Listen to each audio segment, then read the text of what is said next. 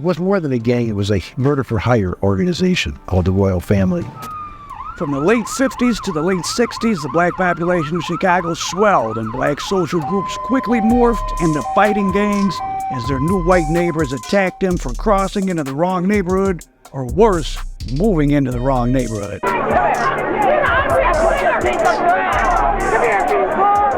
I've been in many demonstrations all across the South, but I can say that I have never seen, even in Mississippi and Alabama, mobs as hostile and as hate-filled as I've seen here in Chicago. Gangs are not unique to blacks as an ethnic group. A glance back over Chicago's history reveals some very bloody rivalries between gangs of Irish, Italian, Jewish, and Polish origin, to name a few. For the most part, those groups have won their fight to join the established order. But also, some of those early gangs grew up into an adult underworld. The question now is, which way will today's black gangs go? If not, it's going to be a lot of innocent peoples out here getting hurt. Because the way it is now, brothers saying to me, well, Jeff, these people's talking about they're going to us. Well, what we going to do? We ain't going to stand back and watch, let these old people kill us. It ain't going to be no killing without killing.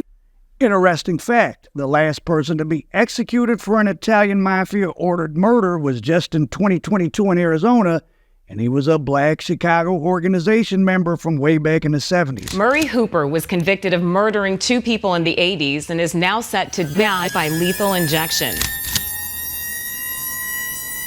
He was a founding member of an extremely dangerous small group of guys called the Royal Family, whom helped lay the groundwork for the new breed / black gangsters. Not famous around the country, but well known in the gangster city. The other black mob that laid the groundwork for the modern new breeds was the Goon Squad, under an old-timer called Booney Black, who described himself as a debt collector more than a gang leader. He said his specialty was heating up butcher knives on the stove while he discussed overdue payments, or just as likely, extortion with the person he was visiting. Who was he collecting debts for?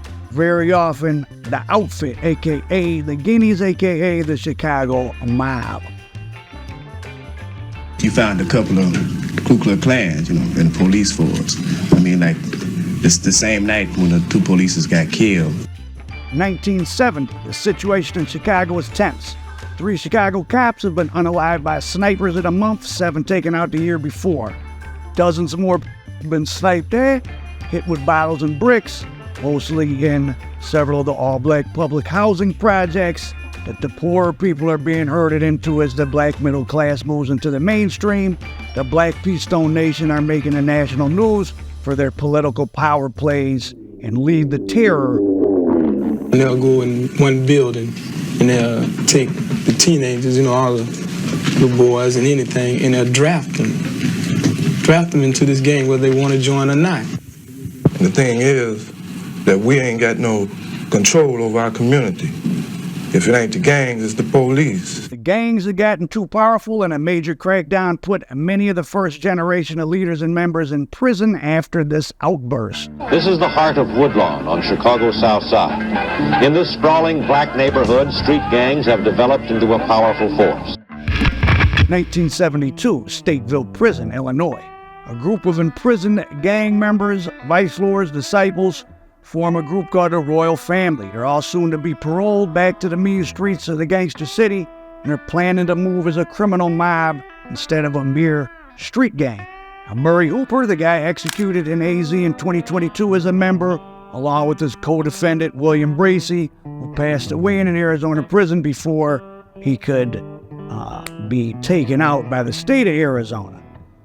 Hooper had been in prison back in the late 60s for manslaughtering his own wife, where he met Fat Bobby Cruz, a Chicago outfit associate who will become important later.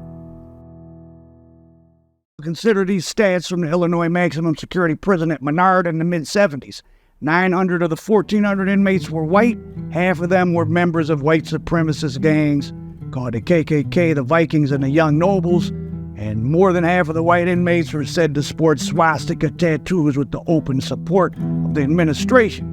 So the young gang members that formed the Royal Family had been moved from the treacherous streets to a hostile prison environment years before the formation of the People and Folks, and they also met Italians in there. Like I said, Fat Bobby Cruz, but more on him later.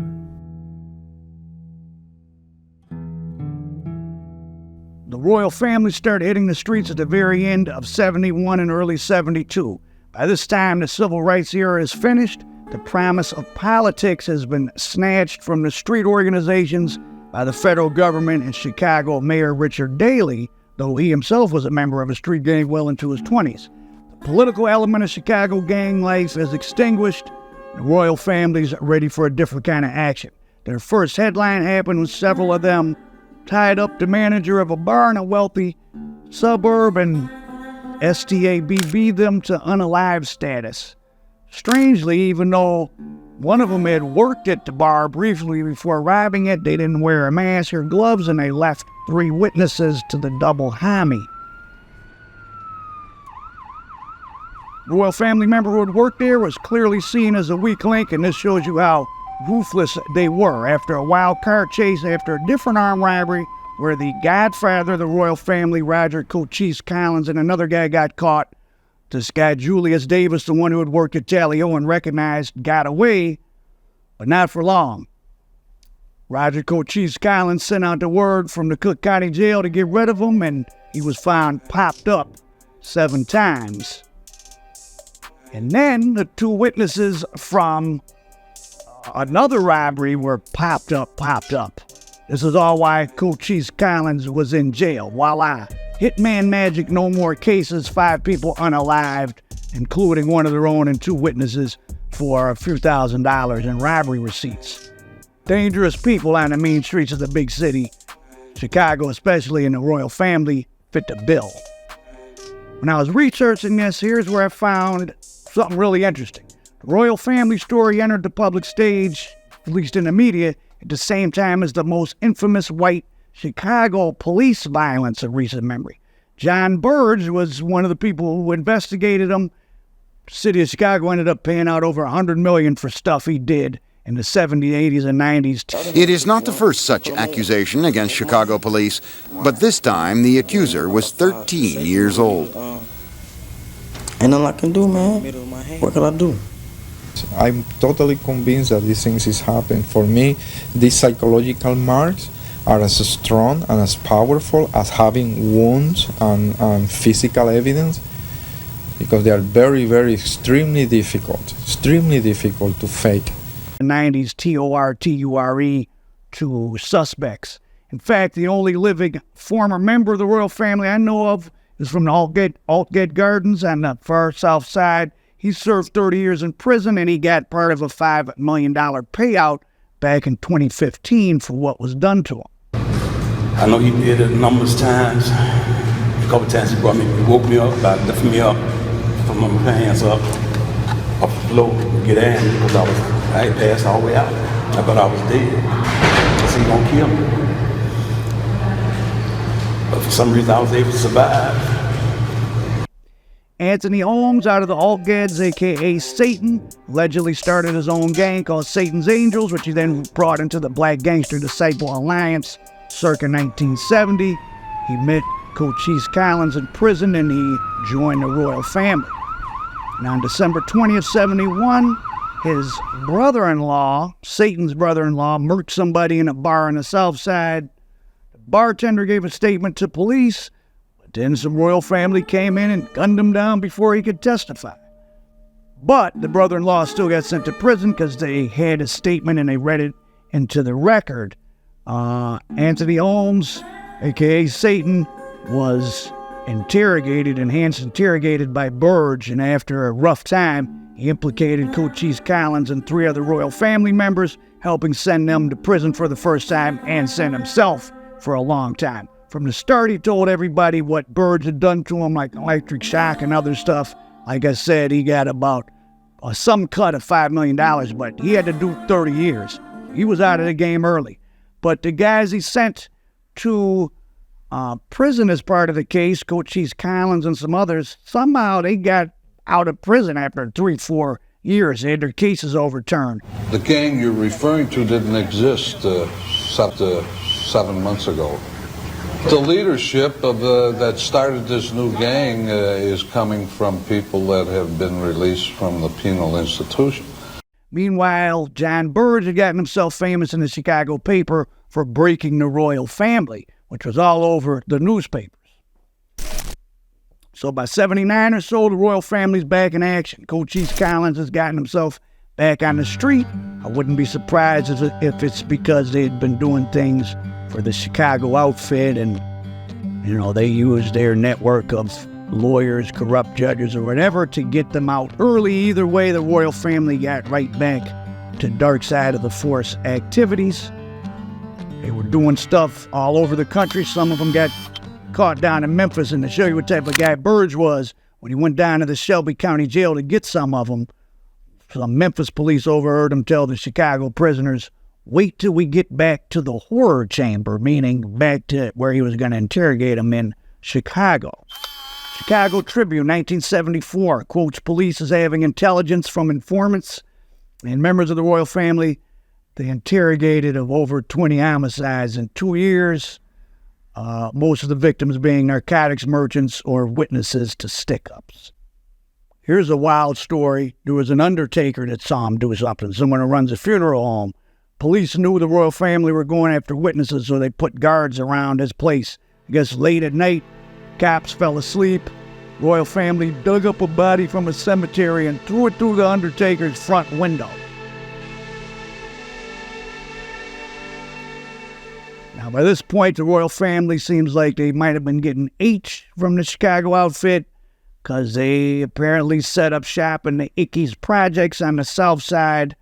I think that the Al Rookins might have been doing stuff there too at that time.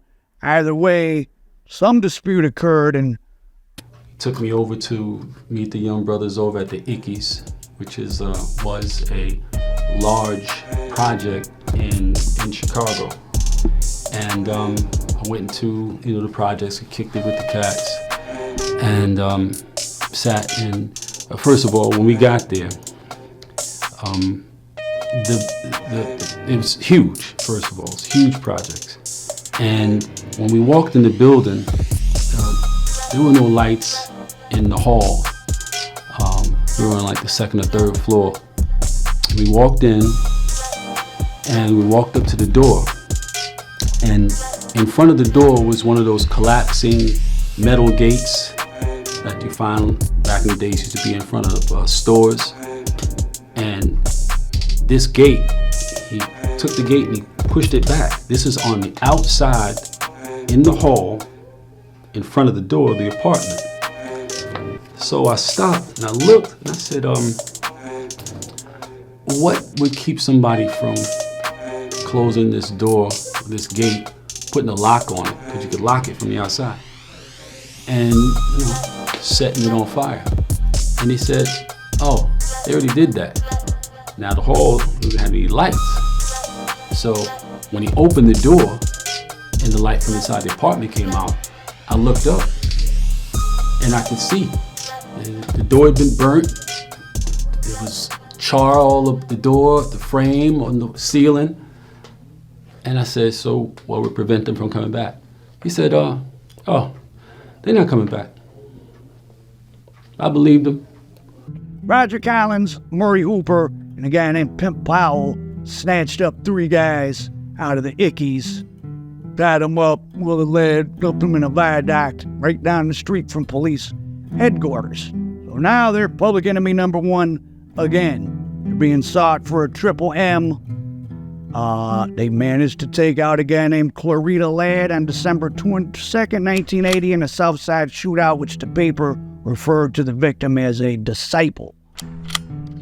So they're hot as a firecracker, and they decide to take advantage of an opportunity offered to them by their old friend Fat Bobby Cruz down in Arizona. Before we get into what happened in Arizona, Burge once again got people into custody, used his techniques. He liked to brag about having Cochise and others crawl on the floor and beg for mercy, and they ended up getting put on death row in Illinois while this case in Arizona that they had went and done while they were wanted played out. So this is Robert Cruz, a.k.a. Fat Bobby, a.k.a. the Fat Man. As you can see from his prison mugshot, he too ended up in the Arizona prison. He was on death row for the murder of Pat Redmond and his mother-in-law, Helen Phelps. Cruz's cousin was the infamous half-Italian, half-Mexican Harry the Hook Alleman. Chicago outfit hitman suspected of 13 homicides between 71 and 76 when he helped bring most independent bookmakers under the Chicago Mafia's thumb via get down or get laid down methods. In the late 70s, Cruz had been sent down to the newly growing city of Phoenix, Arizona, to set up an outlet to fence stolen goods and jewelry from Chicago robberies and to find ways to help launder the massive skim from the Las Vegas casinos made familiar by the Scorsese De Niro film Casino, overseen by Chicago outfit Tony the Ant Spilatro, a.k.a. Nicky Santoro. Harry, the hitman Alleman, was considered by police to be one of the mob's coldest killers. The year was 1977, and Alleman had been charged with the murder of a teamster. And Pat basically tells me, we're going to fix the case and you're going to do it. And I was afraid to tell him no. Several top Chicago mob leaders linked to skimming Las Vegas casinos in the late 1970s and early 80s. These activities were orchestrated by this man.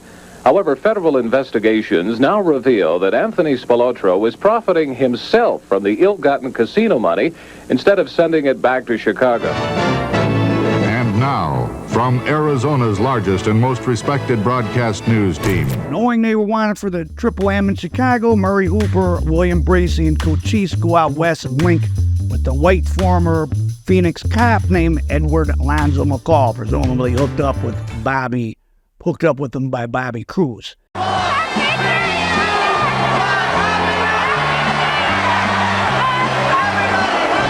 New Year's Eve going into 1981. An upper-middle-class family is settling in for a small home celebration. Pat Redmond, his wife, and his wife's mother, they hear a knock on the door. A white face. The former Phoenix cop, Edward McCall. They answer it. But suddenly, the royal family hitters, William Bracey and Hooper, force their way in behind them. They tie them all up, buck them. Pat Redmond, the mother-in-law, dies. The wife survives. Why this brutal crime? Well, Pat Redmond owned a printing company along with a partner, and Fat Bobby Cruz wanted to buy it so the Chicago outfit could launder Las Vegas skim money through it. A partner named Ron wanted to sell, but Pat Redmond didn't. Murray Hooper eventually confessed that Cruz gave him $10K to hunt alive Redmond and his family, and Hooper also implicated Cochise and Officer McCall. Because they felt if they used Afro-American offenders, they wouldn't be linked back to the mafia, which is who is really behind this, the mob in Chicago. Like I said, meanwhile, up in Illinois, the same thing is happening, and they end up on death row in Illinois. Now, Pat Redmond's business partner, Ron, was never charged, but his wife was. She went on trial 3 times before having charges dropped. Fat Bobby Cruz went on trial 5 times in Arizona. He kept getting it overturned and coming back. Spent 15 years on and off death row in Arizona. And in 1995, he finally was released after 15 years in the belly of the beast. But the 3 other guys, the white cop, Bracey, and Hooper, the 2 royal family, they stayed there. Why Ron was never charged, who knows? Someone testified that he told them that, quote, the blacks are coming to get us before the crime even happened, but he was never charged. Hard to figure that out. Hooper's Chicago conviction for the Triple M was eventually vacated, so he was moved off death row, but good thing Arizona had him. Royal family member William Bracey and white cop McCall both died on death row before the state could enact their revenge. Roger Cochise Collins, as best I can tell, a bunch of people were taken off death row in Illinois because of the police misconduct, but he was given a life, no parole sentence. Elsewhere, he leaves behind a legacy of torture and more than 100 alleged victims. Tonight, officials confirm disgraced Chicago Police Commander John Burge is dead. The stuff in Illinois was so shady that the judge in the case went to prison for corruption himself. Like I said, Burge and his people, $100 million plus was paid out because of their techniques. And Hooper totally got out of the Illinois case, but The Phoenix prosecutors had made sure they got him also, and that's why he was just in 2022, like Roger Cochise Collins, who did so much in so little time as the godfather of the royal family on the street. As best I can tell, he had his death penalty commuted to life in prison, which he spent in Illinois. I'm not sure if he's still alive.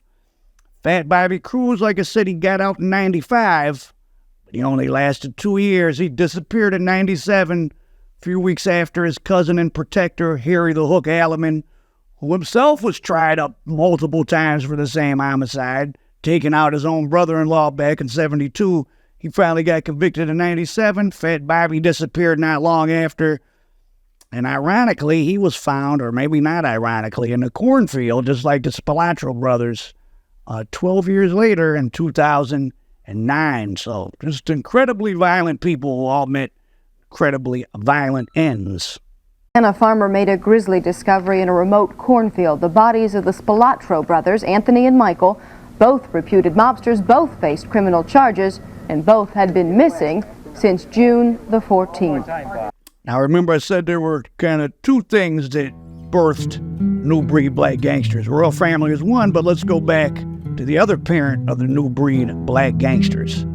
Something called the Goon Squad gangsters appeared in the Chicago News in 69, 70, and 72. 72 article talked about a traveling vice lord getting taken out and a cop getting hit who tried to intervene. And they were young people, but they seemed like their own group. They weren't connected to any of the big gang nations.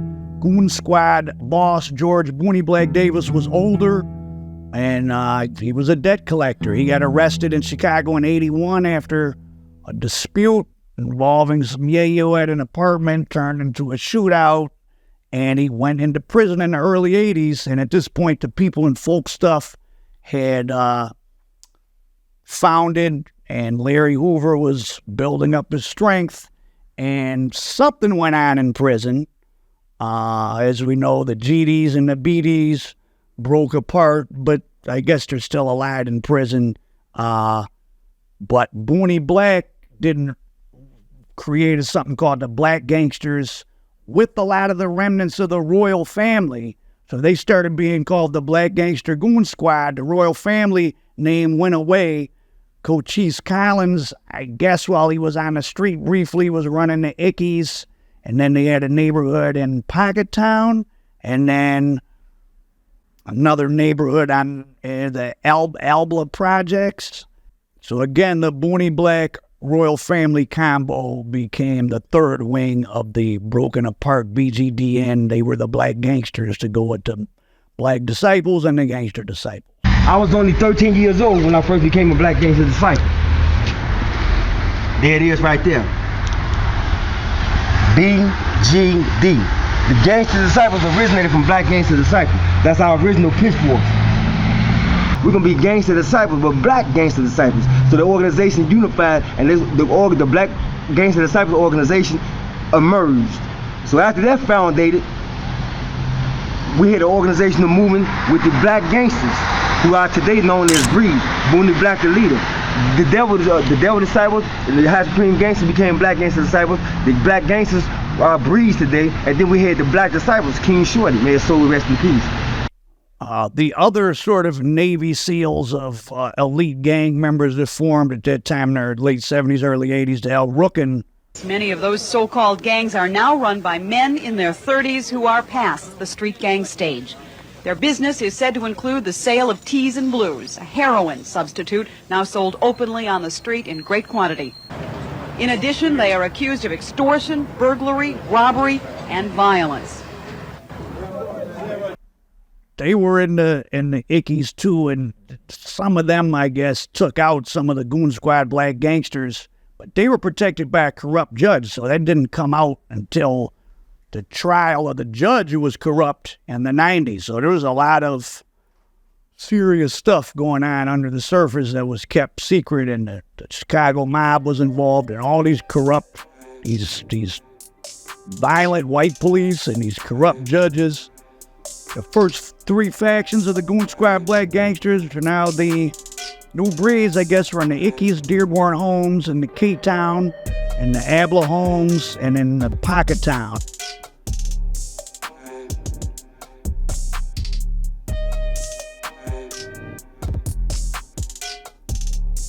Something went on between the black gangsters and the black souls in prison in the 90s. Booney Black wanted to do something to them, or didn't want to let it happen. Not sure what the New Breed's relationship is with the gangster disciples, but they seem to kind of exist on their own outside of the people and folk thing. Supposedly some of Booney Black's younger relatives are who set up the New Breeds, which is what it's called, on the outs. And in the prison, I guess it's the black gangsters. After Larry Hoover and the GDs got indicted while they were in state prison in 95, the BDs grew in power, and maybe the black gangsters are kind of more affiliated with them, but again, hard to figure out. I'm not part of it. This is all just information from federal reports in the newspaper. Today, according to the federal government, the New Breeds are the street wing of the black gangsters that exist behind the walls of the Illinois Department of Corrections. They've spread into other decks, and the feds say there's 4,000 members. Is that true? I have no idea. Now, in 2012, a New Breed leader you probably heard of, Dana Bostic, because he made Gangsters Most Evil, got famous when his West Side dope organization employed dozens of residents, served thousands of customers, and established ties with the Mexican cartels, and convicted of a lot of violence. Bostic really got on the radar in 2008 when he got engaged in like a beef with some vice lords who were running around with NBA player Tony Allen of the Boston Celtics. Bostic and his half-brother got banged at the Rock and Roll McDonald's, and he blamed those vice lords, so a lot of violence started. Tony Allen, I guess, got into a fight with some of the other breeds, and somebody sued Tony Allen, but they lost. Dana Bostic and his faction of the New Breeds were said to be making 20 G's a day or more on one little intersection, and they were eventually indicted. Bostic got hit with a 38-year prison term. Now, this is 8 years longer than Big Meech and his brother, who sold a hell of a lot more dope. But Bostic sold a lot, and there was a lot of violence. So the common denominator in all these stories are underground economic activities, controlling dope territory, extorting people, running numbers, laundering money, and how the men that laid the groundwork for the New Breeds, both the royal family and George Booney Black's Goon Squad gangsters. But the white criminals who sometimes employed the royal family and the Goon Squad gangsters and the white police who put them in prison were just as violent, just as disturbed, or even more disturbed and disturbing. The lesson is, as always, the people who really run the streets are very violent, and that's why you want to stay out of them. Chicago's very dangerous people, and this was a long time that stretched in the early 70s. The royal family with the Chicago outfit. George Booney Black is a mythical figure, kind of. I don't know enough about him to say too much, but that's the general story. Some very frightening people out of Chicago have profit. The Chicago outfit, Chicago police, New Breed, black gangsters, American dope.